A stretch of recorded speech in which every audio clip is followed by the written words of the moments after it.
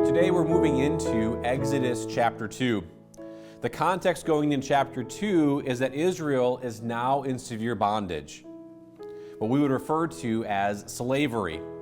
After Joseph died, Israel began to multiply greatly. So much so that when a new king arose in Egypt, he was worried because there was more Hebrews than Egyptians. And because they were worried that the Hebrews would revolt when an invading army potentially would come and then potentially leave, Egypt needed to figure out a way to get the Hebrews to assimilate into Egyptian society. The plan they crafted was for the midwives to the Hebrews to kill the male babies, to which generation of Hebrew girls will grow up and then ultimately marry Egyptian males, effectively forcing intermarriage and consequently forcing Israel to lose her identity. And as we saw, the midwives did not comply. And so we concluded chapter 1 with Pharaoh decreeing to all the people in verse 22 to have all the male babies thrown into the Nile River. So take a look at the last verse of chapter 1. It says, "And Pharaoh charged all his people, saying, Every son that is born ye shall cast into the river, and every daughter ye shall save alive." So the same decree as he gave to the midwives, except now this is to the population as a whole, to the Egyptians. And so this is the world that Moses was born into. And so today we will see the faith of Moses' parents in hiding baby Moses, and how they used the knowledge of how God had worked in the past to determine how to navigate their present situation. It's a familiar story that we're going to read here today, but let's see if we can learn a few things as we consider the text. So we'll go ahead here. Let's start off with prayer. Heavenly Father, I thank you for the opportunity that we have here again today to sit before you, to come before your throne, to come in the presence of your Holy One. Heavenly Father, we're just so thankful that you provide your word that we can read. And as we go through this book of Exodus, Father, I pray that we do not just take your words for granted, but realize that they're communicated to us for the learned things. And Father, I pray that today is no different. Father, I pray that you're glorified as we look to rightly divide your word. And I pray all this in Yeshua's name. Amen. All right, so verse 1. It says, "There went out a man of the house of Levi and took to wife a daughter of Levi." So here we can see that the text now shifts to an individual family within the nation of Israel. The text states that a man from the house of Levi married a daughter of Levi. Now, we don't see any names here, at least in this portion of the text. Rather, there's an emphasis on the house of Levi. Now, this is interesting considering the last thing we read about Levi. So if you think about where we are, it's easy when we go through the Bible to just mesh everything together and think when we hear Levi, the sons of Levi, we think automatically priests. We automatically think of individuals that were helping to serve in the temple, in the tabernacle. But remember what we've already come through. We don't have that yet. What we have instead is the last thing we read about was Jacob's prophecy that they would be scattered due to Levi's cruelty against the Shechemites. Also is apparent involvement with the cruelty against Joseph. See, that's the Levi that we left. That's the prophecy that we saw in Genesis. And so all we know here is that this husband and wife were recorded as bringing forth Moses. And so we can look upon this and go, well, yeah, they were coming from a position of faith. But they were coming from a position from the house of Levi. And so this does not preclude to say that they followed after everything related to Levi, but just realize that this is the context leading into for this family here. But we're not told anything positive. So realize we're not told anything positive regarding the Levites until we get to Exodus chapter 32. So we have this passage here with Moses' parents.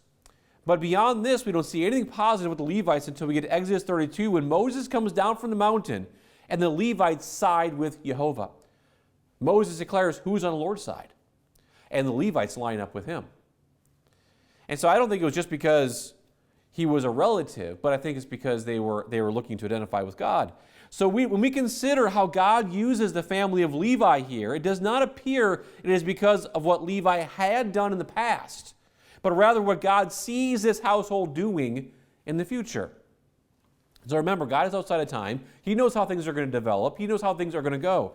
And I believe this is connected to that. But what we see being stressed here in verse 1 is the purity within the house of Levi. So we don't have a man from Levi and then a woman from some other tribe. We find that both individuals are from the house of Levi.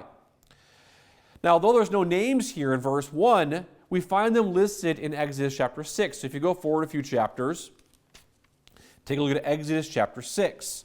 And pick it up in verse 16. So Exodus 6:16.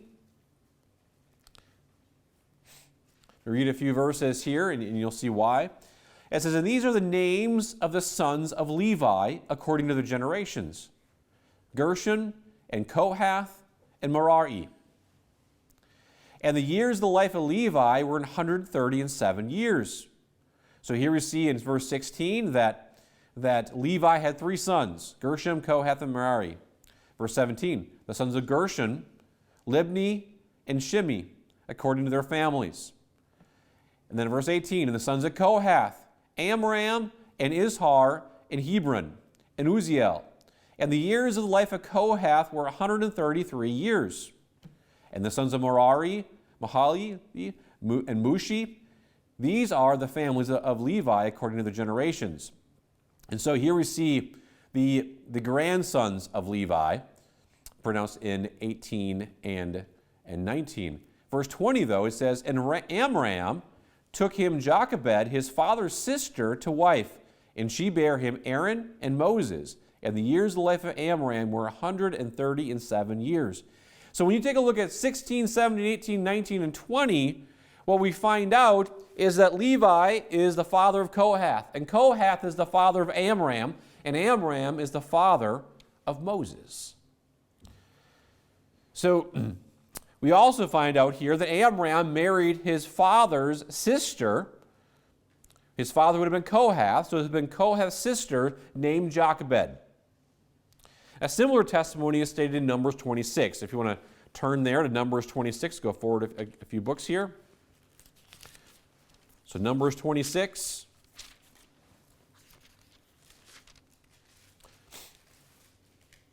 We see all of Moses' siblings listed here. Moses, Miriam, and Aaron. But take a look at Numbers 26 and verse 58.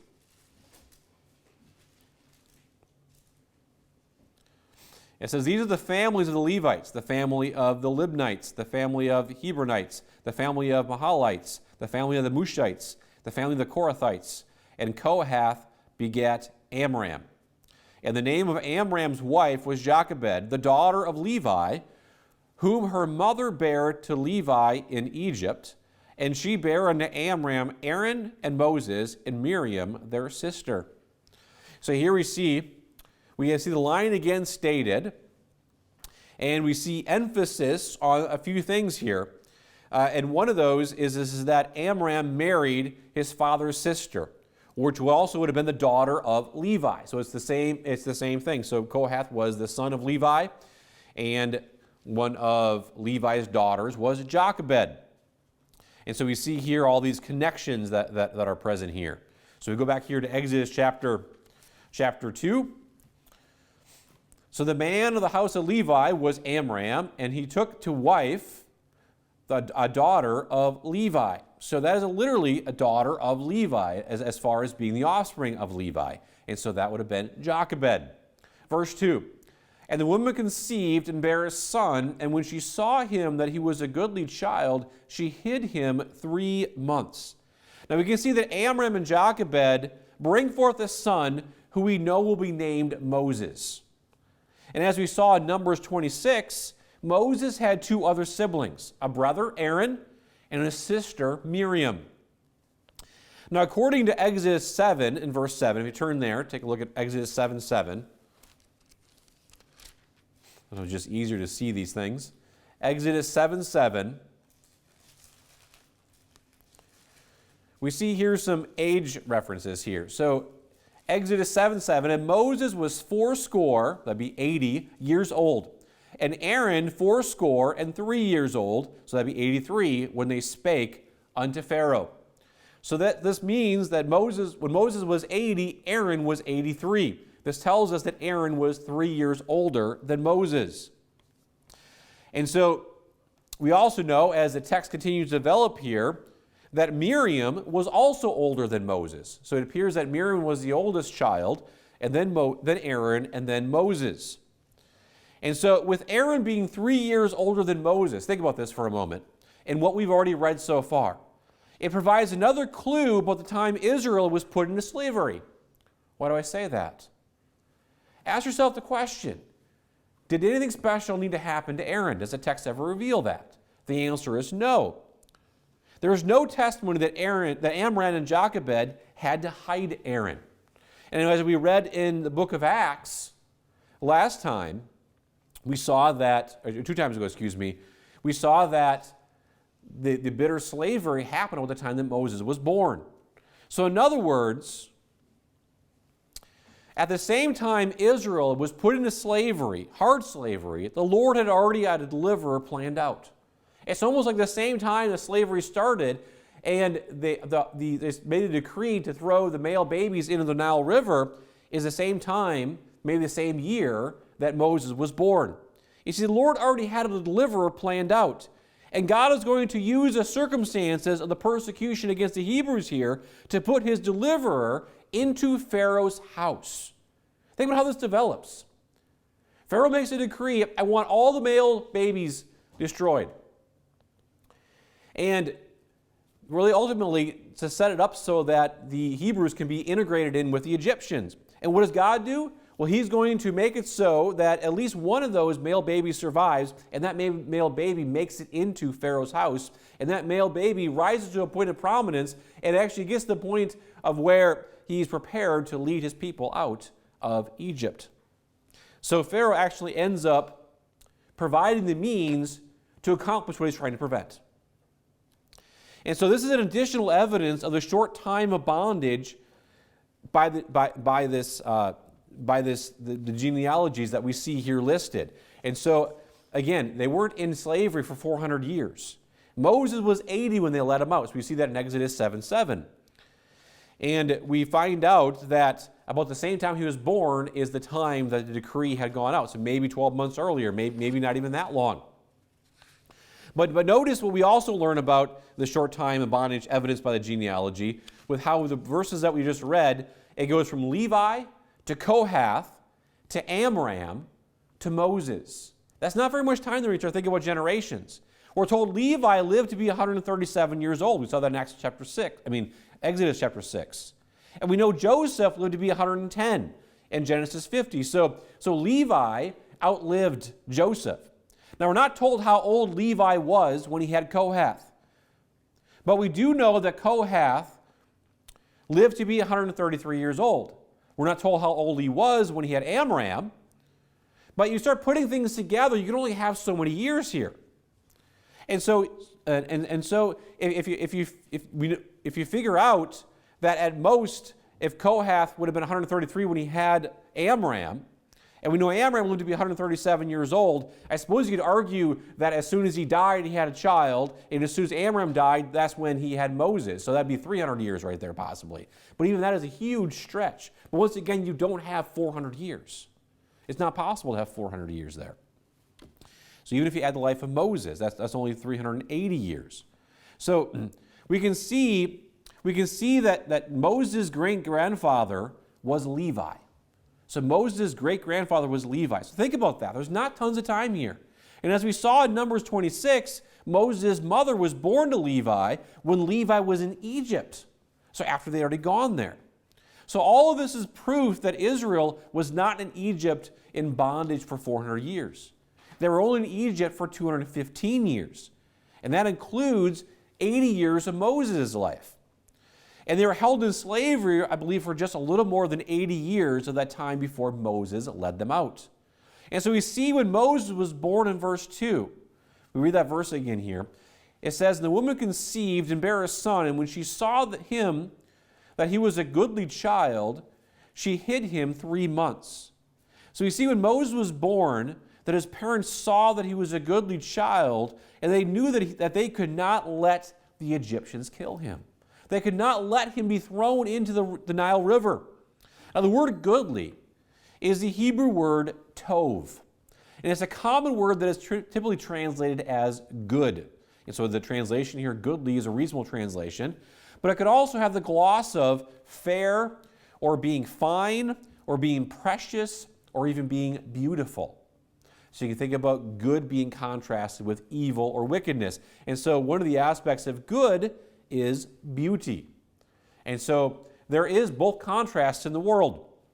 And Lord willing, we'll deal with that topic here next week on a different, unrelated subject. But Stephen gives a similar account in Acts chapter 7. So let's go back to Acts chapter 7.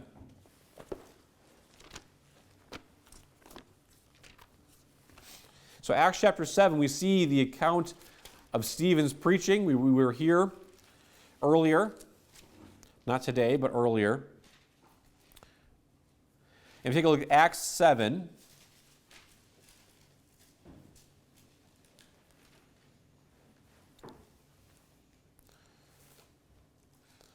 It says here in verse 18, it says, "Till another king arose which knew not Joseph. The same dealt subtly with our kindred, and evil entreated our fathers, so that they cast out their young children to the end that they might not live. In which time Moses was born, and was exceeding fair, and nourished up in his father's house 3 months. And when he was cast out, Pharaoh's daughter took him up and nourished him for her own son." So here we see that Stephen records here in verse 20 that Moses is described as exceeding fair.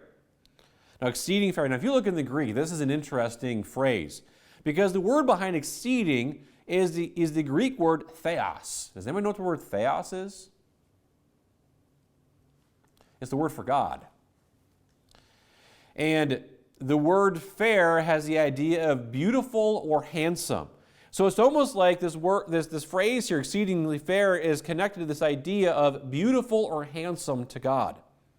In other words, Moses was a very beautiful baby. Suppose we can think of like a Gerber baby today or something like that, or something where people are like, ooh, wow. And so we see here that Moses must have been extraordinarily handsome looking as a baby. And because of this, Moses' parents decided to hide him for as long as they could. So they realized there's something special about this baby. And so it states in Exodus, as well as in Acts, that they hid him for 3 months. And so that's what we read here. That was 3 months. Now, according to Hebrews 11, we can see that they did this by faith. So as we're in the New Testament here, take a look at Hebrews chapter 11. Hebrews 11 is the chapter in the book of Hebrews that deals with men and women of faith. Hebrews 11 and verse 23.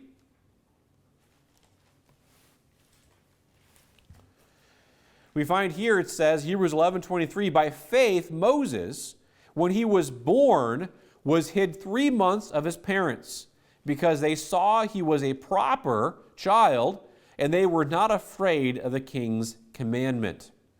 So here this is not talking about the faith of Moses. This is talking about the faith of his parents. And they hid him 3 months, just like we read about in Acts 7, just like we read about in Exodus chapter 2. And it says the reason here, because they saw he was a proper child. Now this word proper is the same word translated as fair in Acts chapter 7. And so it has the idea of beautiful or handsome. So it's the same word. And so here we see that Moses' parents, like the midwives, they did not fear Pharaoh's or the king's commandment. They thought it better to believe God and to fear God than it was to fear the king, at least as far as beyond the authority that the king had. So they knew that it was better to obey God than man when man usurps his authority. So what we have here is another example of civil disobedience to the extent the command given was unlawful.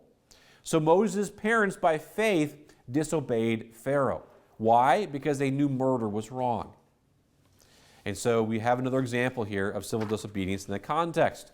And so we see the testimony here 3 times. Moses hid 3 months, the baby was hid, and we see that is connected to, because of how Moses looked, his parents recognized there's something special about this baby. And And I think it motivated them even further to say, this is what we definitely need to trust God and what to do. Verse 3. It says, of Exodus chapter 2, and when she could not longer hide him, she took for him an ark of bulrushes, and daubed it with slime and with pitch, and put the child therein. And she laid it in the flags by the river's brink. So Amram and Jochebed were only able to keep their baby hidden from the Egyptians for 3 months. This makes sense as it becomes more difficult to hide a baby as it gets older. The next thing we see in the text is that Jochebed is devising a plan of making a basket out of bulrushes or reeds to make a sort of ark to place her baby in. So an ark is another word for a chest or like a box type of a thing. And so she makes this basket and she daubs it or covers it with slime and with pitch. In other words, she waterproofs it. She makes it so that the gaps that are between these reeds and such are filled in so that when you put the basket in the water, it doesn't take on water. And so the whole set of the actions that's going on here is interesting. Because the question naturally becomes, why did she do this? Why did she take a bunch of reeds, form them into like a chest or an ark, and then daub them or cover this basket that she creates with this slime and the pitch? Where did she get the idea to do such a thing? After all, why would a mother think that the safest place for her baby would be to put him in the Nile River where a crocodile or something else could find him? Think about that for a moment. If you're trying to hide a child, where would you try to hide the child? Would you think to make a basket and put it in the river and say, here you go? Probably not. And I believe the answer is found initially back in Hebrews chapter 11. Turn with me back to Hebrews chapter 11. So back in Hebrews chapter 11, we'll look at the same place there. Let me read those verses again. Hebrews chapter 11, particularly in verse 23. Hebrews 11:23. It says, by faith, Moses, when he was born, was hid 3 months of his parents because they saw he was a proper child and they were not afraid of the king's commandment. What do we see special about Jochebed and Amram? We see here that they had faith. They believed God. And the whole basis for their actions were based on faith. You see, Moses' parents were acting by this faith. And what does this mean? Well, faith is not just blindly believing that everything will just work out. That's the world's definition. The world just believes, oh, we have faith. I couldn't have faith. I can't do that. I can't believe in nothing. You know, I just can't do that. I can't walk out on a limb like that. But that's not what faith is. Biblical faith is believing God and acting upon it. It says, okay, God, I see what you said. I hear what you said. And therefore, I'm going to believe it. I'm going to have faith in it. I'm going to act upon it. And so, if you're still back in Hebrews chapter 11, take a look at the first 2 verses of this chapter. This whole chapter is about what is stated here in the first 2 verses. It says, now faith is the substance of things hoped for, the evidence of things not seen. For by it the elders obtained a good report. So who are the elders? Well, it most definitely includes those that are listed in Hebrews chapter 11. And how do they gain a good report? Especially by God, it says, now faith is the substance of things hoped for, the evidence of things not seen. So you see, what this is describing is that faith is based on something that is tangible, but you can't see yet. It's not yet seen. In other words, it's things that are hoped for, as it says here. And you can't hope for something if you don't know what you're hoping for. And so I believe Amram and Jochebed believed God, they had faith in God, that God would act based on something else they knew God had said, something else that God had done. And so here's the first clue that something is going on here. So it means that there was a basis for what Moses' parents were doing. Now we're not told in Exodus chapter 2 why Jochebed decided to make this basket to put her baby into it. We don't see that in the text here. But I believe that there is a significant clue to what is going on with the word that is used for this basket. Now, the English translate this word as ark. So we see that here in verse 3. It says that when she could no longer hide him, she took for him an ark of bulrushes. We also see that again in verse 5. And the daughter of Pharaoh came down to wash herself at the river, and her maidens walked along by the river's side. And when she saw the ark among the flags, she sent her maid to fetch it.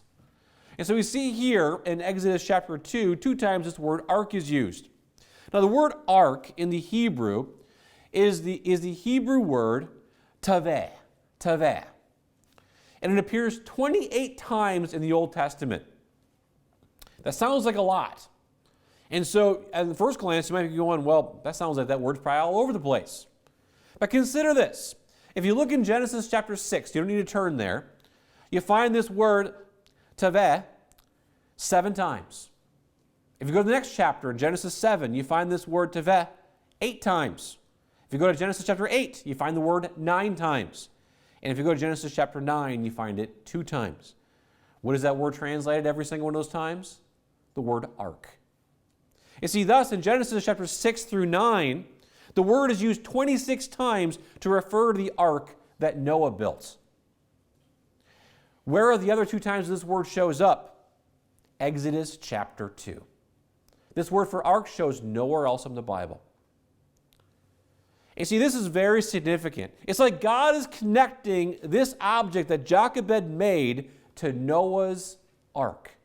If you just use the Bible to define itself, you get no other connection. Now, obviously, there's some significant differences here. This ark that Jochebed made was much smaller. And rather than holding a pair of every unclean animal and 7 pairs of clean animals, with Noah and his family, this ark that Jochebed made only held a single baby. But those differences aside, there is a significant similarity. You see, Noah's ark was designed to save all those on board. It was God's vehicle for deliverance. It was his means of safety, to find safe passage through troublous waters. Those that were not on the ark were drowned in the waters. You see, Moses' parents were faced with a problem. The Egyptians wanted to throw their newborn son into the waters of the Nile. They knew they could no longer hide him and that he would need to face the water. What better way to navigate the water than to build him an ark? At first, you might think it's kind of a stretch, but I don't think so. The more you think about that, the more you realize that Moses' parents were acting by faith. You see, when they looked to Scripture, they saw that God had delivered man through water in the past, and that was through an ark. And they also recognized something else about Scripture. See that God works through patterns. And so they must have concluded that God has delivered mankind through the ark in the past. What makes us think, as Jochebed and Amram sought there praying to God, that he would not do it again? After all, they believed God. And they were a couple of faith. So what I think happened is that when they were praying to God and what they should do, I believe God showed them the answer through His Word. Do you realize that's how God works many times? You're not going to hear an audible voice in your life when you pray to God, God, help me understand what I should do here. Give me an answer. What should you be doing after you pray? Spending time in His Word. You might actually find that God has actually provided the answer to your prayer in His Word. You see, when you're reading about people in the past, it's not just for them, it's for us. See, again, it says these 2 individuals were operating by faith. They were believing what God had revealed in the past. Is that not what Noah did? I mean, consider what Hebrews 11 says about Noah. Turn back to Hebrews chapter 11 again with me. Hebrews chapter 11. What do we see about the testimony of Noah? Hebrews 11 and verse 7. It says, by faith Noah, being warned of God of things not seen as yet, moved with fear, prepared an ark to the saving of his house, by the which he condemned the world and became heir of the righteousness which is by faith. You see, what Noah had? just like Amram and Jochebed, he had faith. Faith in what? Of things being warned of by God. So in other words, he heard what God said, he believed what God said, and then he acted upon what God said. He didn't just go, I really hope this thing works. I just have a feeling I should build a boat. I mean, I'm not sure. I've never seen rain before, but somehow there's going to be a big flood. You see, God told him. He believed God, and he acted upon it. You see, by faith, Noah, being warned of God of things not seen as yet, moved with fear, prepared an ark to the saving of his house, by the which he condemned the world, and he became heir of the righteousness which is by faith. I believe that Jochebed and Amram, they were reading God's word, and they said, God has done it before. He has delivered man through water. He can deliver the house of his son the same way. You see, Noah acted by faith on what God said. And because he acted on faith, he built the ark that saved his house. Amram and Jochebed recognized that Moses was a beautiful child and that God would not want this child destroyed. It's like they knew he was going to be an individual that God was going to use. And so they looked to God's word to determine how to move forward. So we see in their actions here yet again another example of God working in the present by following things he's done in the past. It's like we have clue after clue in the Bible that tells us God works in patterns. God works in cycles. And so is God saying this? He goes, in Exodus chapter 2, we don't see here where it says in the text, God declaring, I'm doing it again. No, what we have here is that we need to pay attention to what God has done in the past and see how he does it again. And when we see these patterns, it further strengthens the idea and the understanding that we should expect to see that again. There's so many people that say, well, I don't know what's going to happen in the future. Well, the question is, do you know what he's done in the past? Because if you know what he's done in the past, you have a key to unlock the future. And so, the past is the predictor of the future. God uses prior workings to reveal what he's going to do in the future. It's like he's trying to give mankind the key to unlocking prophecy. That he's trying to say there's great value in understanding how God has dealt with his people in the past. And I believe that Amram and Jochebed understood this. The words in the past are not just curious or interesting information. They're here for us to learn about how God has used his people in the past and how God operates and moves among them. Moving on, Exodus chapter 2 into verse 4. And his sister stood afar off to wit or to know what would be done to him. To who? To the baby in the ark. So verse 3 states that Jochebed put her baby in the ark and put the ark in the water among the reeds. Here in verse 4 we see that Jochebed assigned her daughter Miriam to keep an eye on the ark as it sat in the waters of the Nile. It says that she watched what was happening from afar off. In other words, she stayed hidden so that the providence of God could take over. So there is a point where you got to turn things over to God. You believe God, okay, God, you said this. I'm going to trust this. I'm going to follow a pattern. I'm going to turn it over to you. And that's what Jochebed and Amram did. They turned it over to Miriam to oversee things, just so they could know what happens. But really they're turning it over to the providence of God. Verse 5. And the daughter of Pharaoh came down to wash herself at the river. And her maidens walked along by the river's side. And when she saw the ark among the flags, she sent her maid to fetch it. So we quickly see how the providence of God has put the ark with Moses inside into the context of Pharaoh's daughter. So all of a sudden we move from Jochebed putting the baby in the ark being put into the water, the ark now going down the river, Miriam looking, and all of a sudden we find Pharaoh's daughter introduced. We find that Pharaoh's daughter had gone to the river to bathe. Pharaoh's daughters, maidens, or servants, or young ladies, were walking on the side of the river. So this is the context that this ark is floating into. Now all of this tells us that the ark with Moses inside must have floated some distance down the Nile. It wasn't like they just put the ark by the bulrushes and it just stayed right there. And all of a sudden, here comes along Pharaoh's daughter and goes, oh, look at that. There's something floating in the water over here. You see, Pharaoh's daughters would not be bathing in close proximity to where others could see her. This must have been some area of the Nile off limits to others and well protected.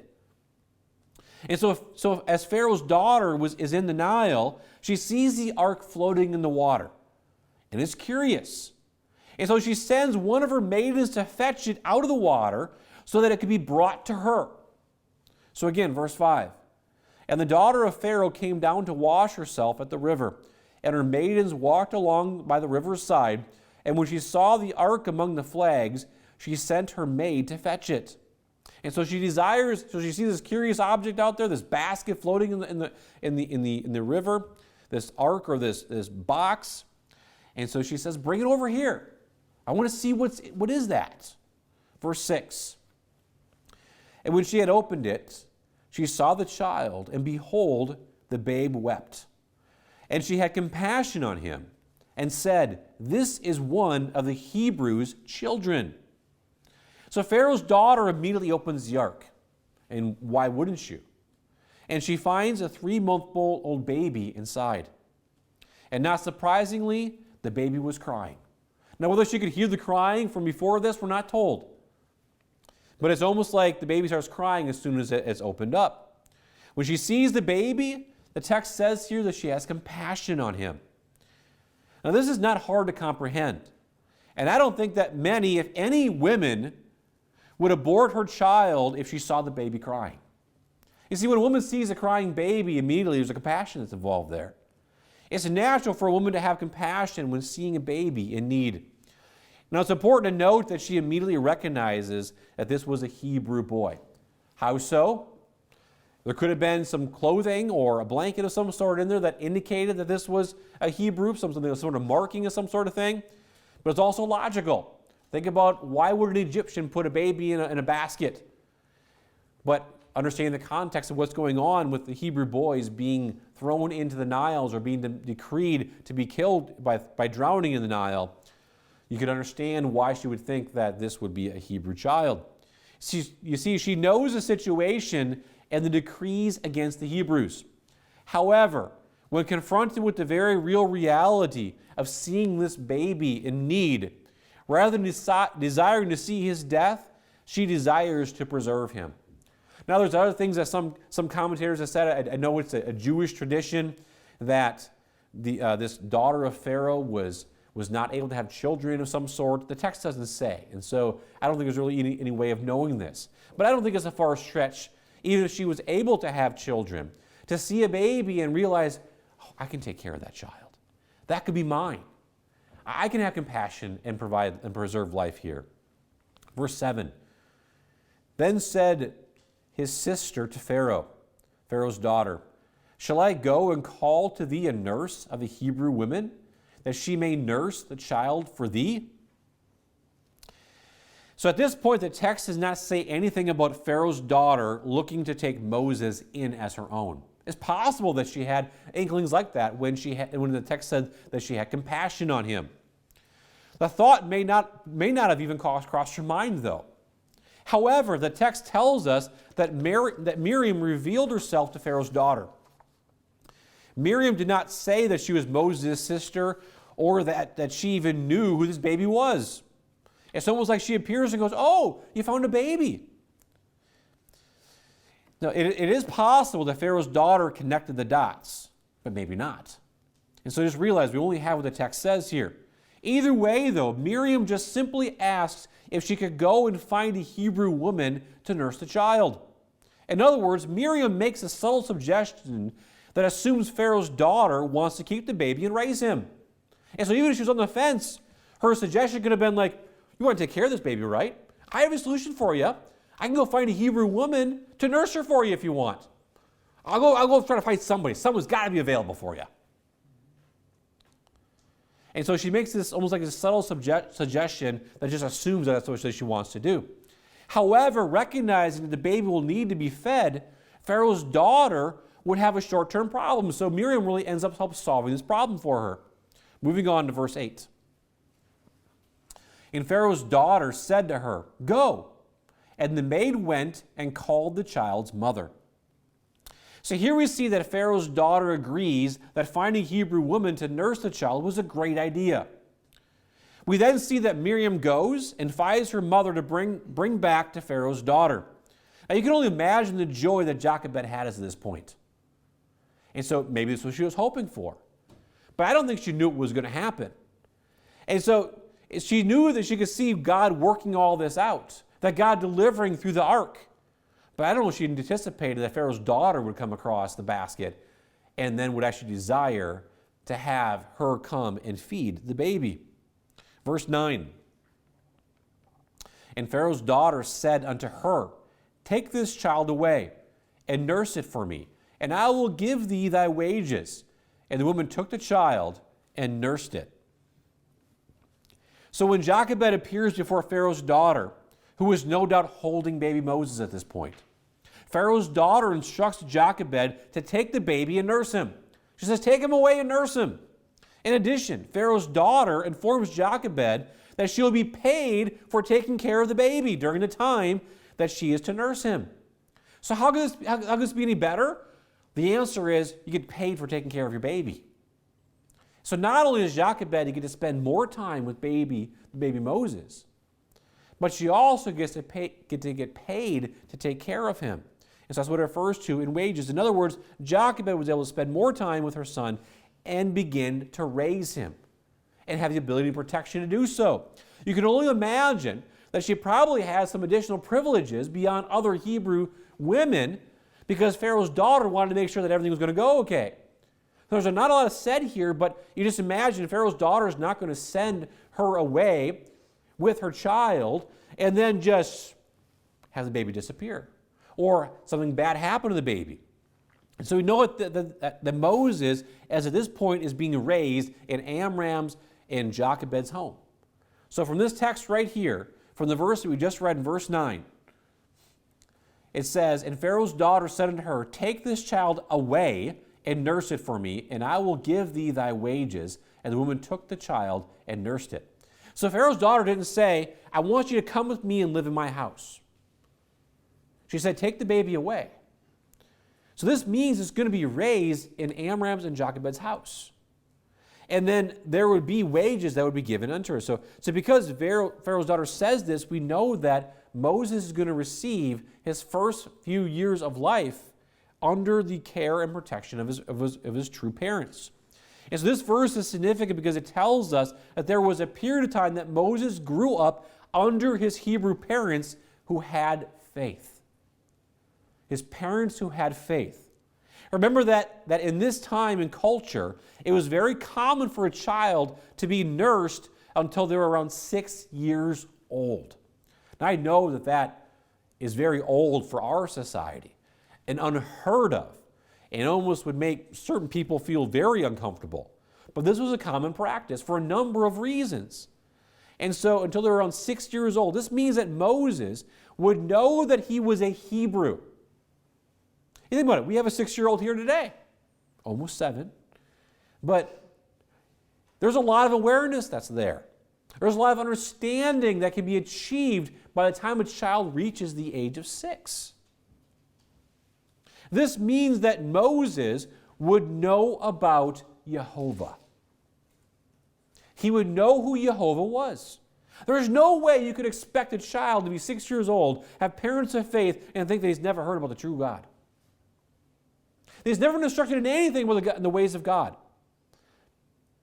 With Amram and Jochebed knowing that their time was short, they would have spent even more time training Moses up to understand the ways of God. You see, he also would have known how Jehovah had delivered him from the wrath of Pharaoh and the Egyptians. Him as a young child would have known his story about how the decree was that you were supposed to die. But God has delivered you through an ark, just like he delivered Noah and his family through the troublous waters. He also would have known about the ways of God. And although young, he still would have been able to grasp things. He would have been able to go to live with Pharaoh's daughter knowing who he was. I don't know how many times I've skipped over this piece of it, not realizing how significant this statement was that we read here in verse 9, when this child is instructed to be taken away by his own parents who had faith. You see, Moses knew that God must have had a plan for him. We're going to see more of that next week, by the way. But you see, Moses, walk away, if you walk away with anything, make sure you walk away with this, that Moses was not naive, he was not uninformed. He was very informed of who he was, who the one and only true living God was, who his parents were, what his roots were, what the ways of God were. Maybe not completely understanding all the things related to Torah, but remember there is the verbal aspect of here. I mean, they're not very far away from knowing who the 12 patriarchs are, or the 12 sons of Israel were. They would be able to hear all the stories about that, and that would be passed on to Moses. Take a look at verse 10. It says, And the child grew, and she brought him unto Pharaoh's daughter, and he became her son. And she called his name Moses. And she said, Because I drew him out of the water. So we see that Moses was now to an age of where Jochebed could no longer justify nursing him. That has to be what the situation is described here, is that she was able to keep him as long as there was a reason to raise him up and to nurse him. And so she brings him to Pharaoh's daughter. And on the one hand, we can imagine how hard this would have been for Jochebed. She did not know if she'd ever see her son again. But on the other hand, she had to know that God had things under control. Now, one thing I've always wondered was, what did Pharaoh think of all this? I mean, obviously this is a Hebrew child being brought into Pharaoh's household. Why did Pharaoh's daughter think this was going to be okay? Now, we don't see any of the narrative connected to that context. But after all, wasn't all male babies supposed to be killed? Wouldn't Pharaoh go, wait a second, that's one of the ones that's supposed to be killed. What are you doing with that kid? That's supposed to be dead. Why would he make an exception for this one? Why would he allow his daughter to bring a child into his home, especially one that was decreed to be killed by the Nile River? And I think the answer lies in the underlying goal of what was trying to be accomplished. I do not believe the Egyptians were trying to kill all the Hebrews. Rather, they were trying to get them to assimilate into Egyptian society. By allowing his daughter to adopt a Hebrew boy, all that was going on was that this Hebrew boy would be brought up as an Egyptian. Isn't that what the mission was all about? Was assimilating the families? I mean, you might say, well, why didn't they try this otherwise?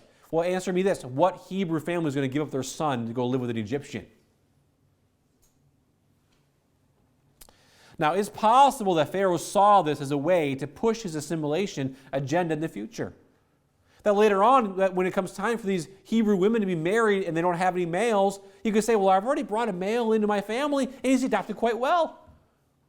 We have great things to offer your families. Just come marry our fine Egyptian men.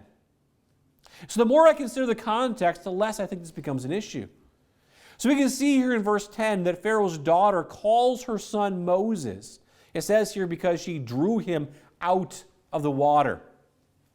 Moses means drawn in the Hebrew.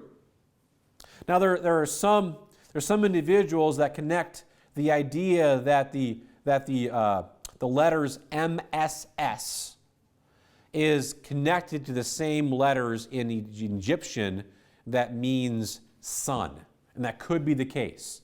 Like for example, the word Ramses. Ramses has the consonants MSS at the end, Ramses. What are the first two letters? R-A. What is Ra? Does anybody know what Ra is? Ra is the sun god. So Ramses means son of Ra.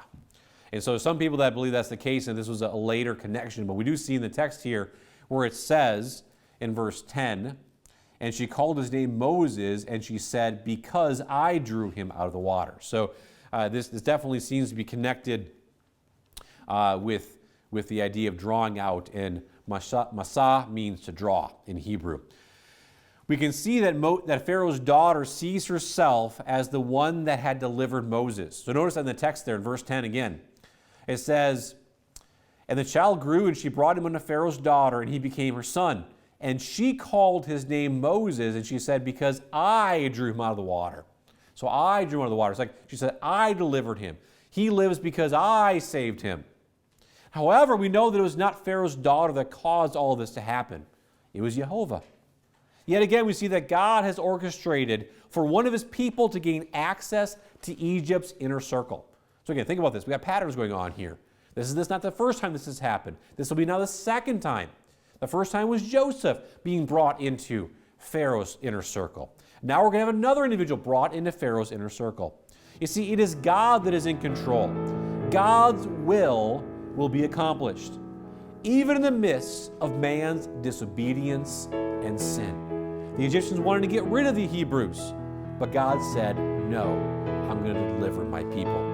Next week we'll continue in chapter 2 and pick it up in verse 11 where Moses is now a grown man. Let's go ahead and pray.